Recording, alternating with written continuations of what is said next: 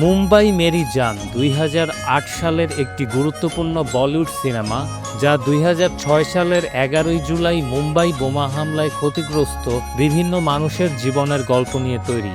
সিনেমাটির মূল শক্তি হল এর গল্প বলার ধরন। পরিচালক নিশিকান্ত কামাত অত্যন্ত সংবেদনশীলতার সাথে একাধিক সমান্তরাল গল্পের জাল বুনেছেন। বোমা হামলায় অপ্রত্যাশিতভাবে জড়িয়ে পড়া বিভিন্ন চরিত্র, একজন টেলিভিশন রিপোর্টার, একজন কুলি, একজন কর্পোরেট নির্বাহী, একজন অবসরপ্রাপ্ত শিক্ষক এবং একজোড়া নবদম্পতি কিভাবে সেই ভয়াবহ ঘটনার পরবর্তী মানসিক প্রতিঘাত কাটিয়ে ওঠার চেষ্টা করে, সেটাই এই সিনেমার মূল বিষয়। কোনো মেলোড্রামা ছাড়াই সিনেমাটি মুম্বাইয়ের সাধারণ মানুষের সাহস, সহমর্মিতা এবং স্বাভাবিক অবস্থায় ফিরে আসার সংগ্রাম ফুটিয়ে তুলেছে।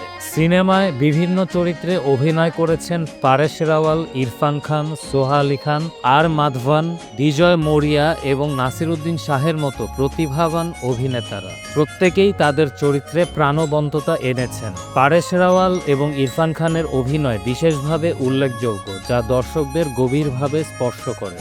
নিশিকান্ত কামাতের পরিচালনা ছিল খুবই পরিশীলিত। তিনি দক্ষতার সাথে একাধিক গল্পের, একাধিক মানুষের কাহিনীর ট্র্যাককে একত্রিত করেছেন এবং মুম্বাই শহরের স্পিরিটকে সুন্দরভাবে ফুটিয়ে তুলেছেন। সিনেমার চিত্রনাট্য বাস্তবসম্মত এবং আবেগপূর্ণ, যা দর্শকদের ঘটনার গভীরতা অনুভব করায়।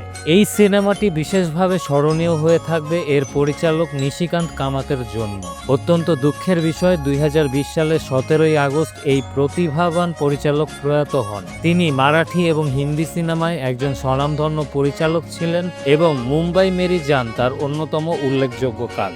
তার অকাল প্রয়াণ ভারতীয় চলচ্চিত্র শিল্পের জন্য এক অপূরণীয় ক্ষতি। মোট কথা, মুম্বাই মেরি জান একটি শক্তিশালী এবং মর্মস্পর্শী চলচ্চিত্র, যা শুধু ১১ই জুলাইয়ের ভয়াবহতাকে তুলে ধরে না, বরং প্রতিকূল পরিস্থিতিতে মানুষের অদম্য ইচ্ছাশক্তিকেও উদযাপন করে।